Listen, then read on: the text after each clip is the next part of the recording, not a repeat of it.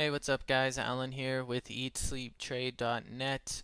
Welcome to my third lesson video. We're going to be going over what support and resistance are, how to identify support and resistance, and how to use support and resistance in your trading. So sit tight for just a second and we will be right back to get into this lesson.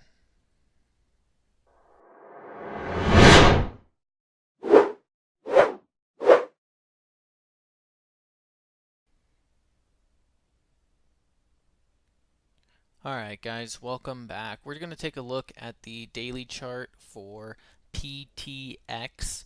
The reason I'm going to look at this chart because I think it shows a good example of what I'm looking for when I'm trying to find support and resistance, and just kind of an idea of why I added this stock to the watch list when I did back on the week of the 23rd of February. So first, let's talk about what support is. Now, support is a specific price range where a stock is deemed undervalued and buyers begin to step in. Now, note that I used the term price range. So support is not an exact price, an exact math, or an exact number. Support is an area or a range where buyers begin to step in. And as these buyers step in and the demand for the stock is increased, its price begins to reverse and it heads back up. So a perfect example of support here on PTX is going to be this area right here. We'll call it 761 for now. But as we know, this is just a range. If you need to, you can draw multiple lines on your chart here to let you know and remind you that support is a range and not an exact number.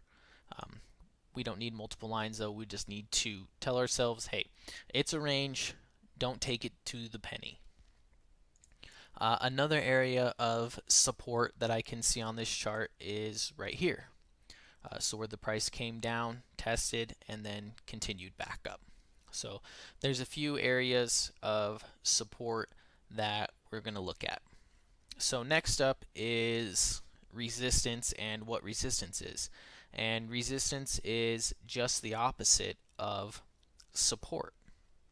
It's a specific price range where a stock is deemed overvalued and sellers begin to step in. As these sellers step in and the supply of the stock is increased, its price begins to reverse and head back down. So if we take a look right here, we could see that when the stock rose up to this price here, it reversed as the seller stepped in and it headed back down, right? And you want to use areas of support and resistance that are significant to the chart. And what I mean by that is you can see multiple times the chart had failed to break above this resistance area, not just right here, but if we go back to the history of the chart all the way back to July, you could see multiple times the chart was attempting to make it through this area of resistance and was never really quite able to. So we're coming off a bottom and a pretty big downtrend, and we've established some support. We've come up, we've established some resistance, and now we've started to come back down to establish a new area of support or a higher low. So we're establishing support at a higher and higher price, which shows us that more and more buyers are coming in and the demand for the stock is increasing.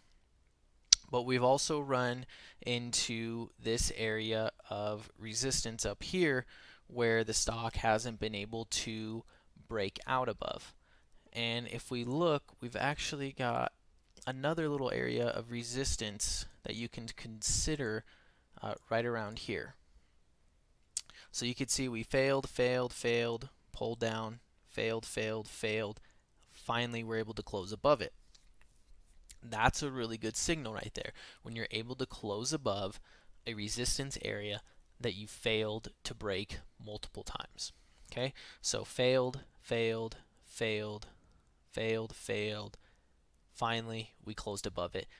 The chart is starting to show strength. But we're not out of the clear water yet because we've got more resistance just a little bit above, about 20-30 cents above here in the 1920 area.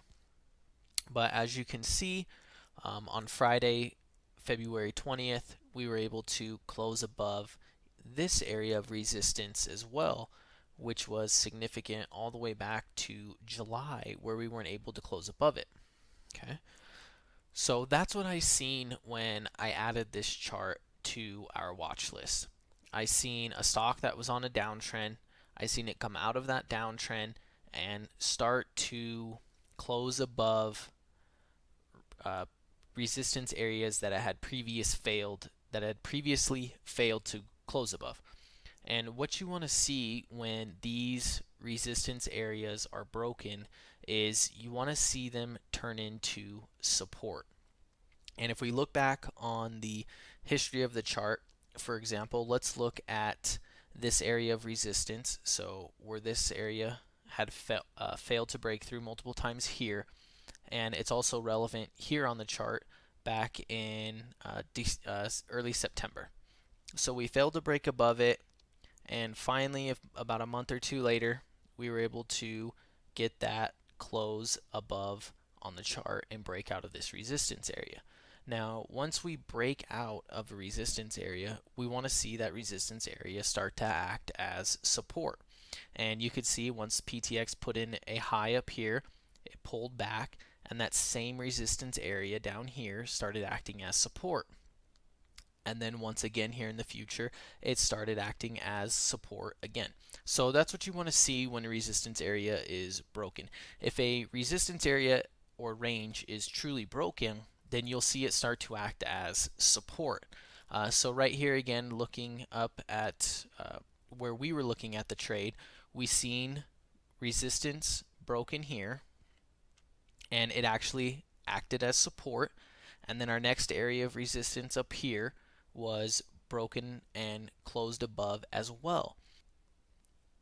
So our trade idea on this was if we can break above this, we'll call it 919 area of resistance, then we should be able to get a nice rally and get a run up to this $10 area where we have significant resistance again. So let me change this to red real quick.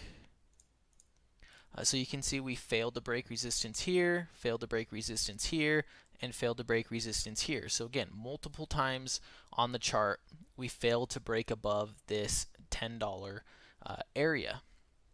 So now we know if we are going to take a trade on this, we want to see it hold above this 919 area, and we want to see it head towards the $10 area.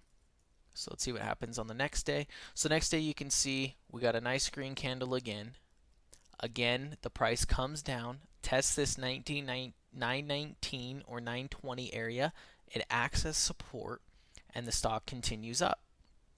Now, we haven't really ran into any major resistance at this point, so we would expect this stock to continue until we start getting up to this $10 area.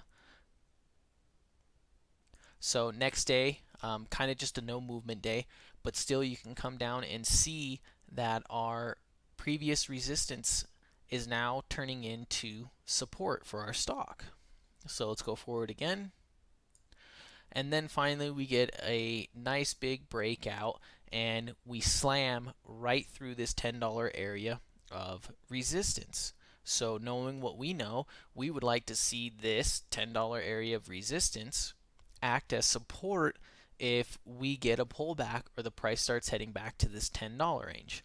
Now, breaking above this $10 area confirms for us that we have momentum in this trade, strong momentum, and that it's continuing.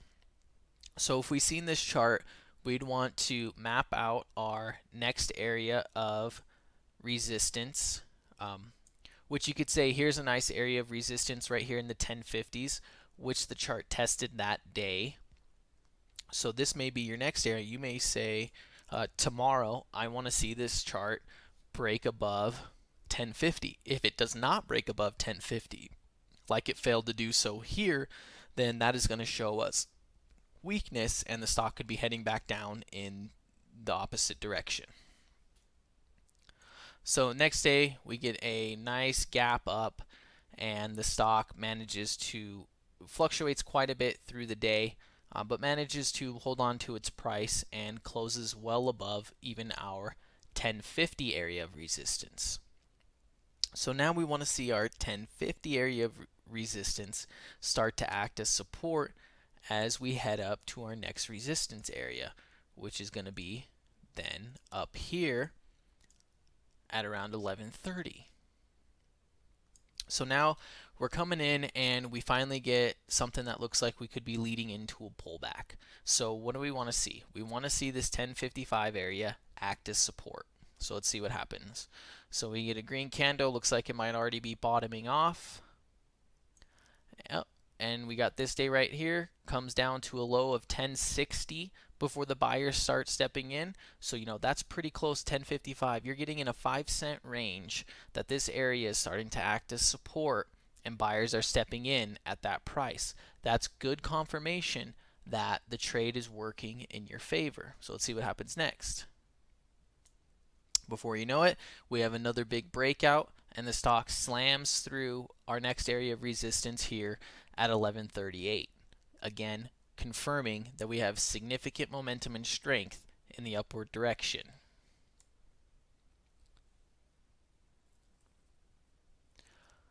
Support and resistance are the keys to finding breakout stocks. Once a major support resistance area is broken, it shows significant strength in that direction. And this can be applied for a stock that is going either up or down.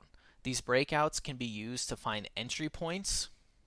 So like we did here, this breakout was confirmed to give us an entry point of when we could buy the stock and we thought strength was confirmed and this thing could continue higher.